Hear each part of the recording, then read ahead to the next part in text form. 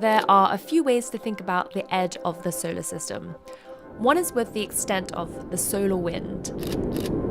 This is the constant flow of charged particles gushing out of the sun at 1,000,000 miles per hour and bathing the planets.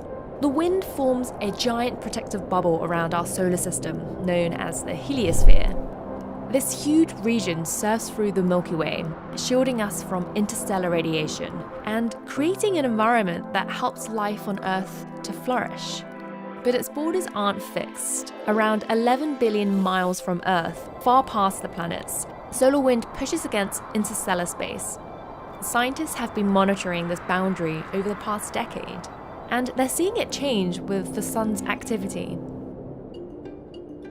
Roughly every 11 years, the sun's magnetic field ramps up.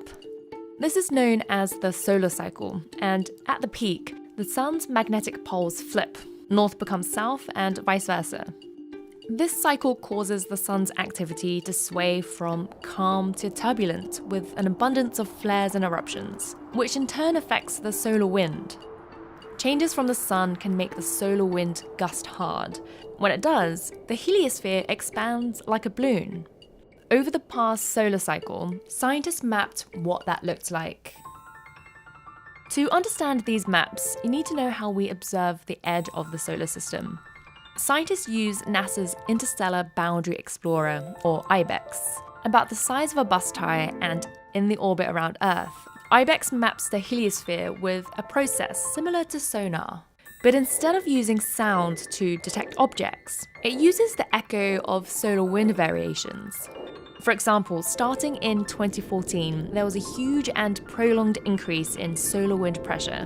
NASA spacecraft near Earth detected solar wind gusting 50% harder than previous years. After traveling outward for a year, solar wind hit the edge of the heliosphere. First the termination shock, and then it entered the heliosheath that's encased by the heliopause.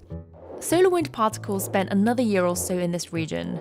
Some collided with interstellar gases in the heliosheath and turned into energetic neutral atoms, or ENAs. ENAs travel in all directions, some even back toward Earth. And between 2017 and 2019, a few of the returning ENAs reached IBEX, an echo of where the boundary is and what it looks like. If you cut the heliosphere and laid it out onto a flat surface, this is what you would see. This is the nose, and this is the tail. The nose shows high ENA fluxes, which indicate a strong gust of wind and the heliosphere ballooning. From tracking this expansion, scientists found that the nose and tail were not symmetrical. If we compare the maps, ENAs from that big 2014 solar wind increase have returned from the nose, but they haven't returned from the tail yet, suggesting that the tail is much farther away from the sun than the nose. This indicates that the heliosphere looks more like a comet rather than a round bubble. Having a full solar cycle of observations of the heliosphere opens doors to understanding the only environment we so far know can support life. And there have been a few surprises. Beyond the heliosphere, near the nose, there was one region that took 2 years longer to respond to the 2014 increase of solar wind.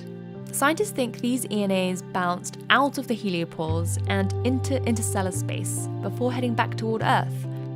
These are signs that we're still learning about the quirks of our heliosphere.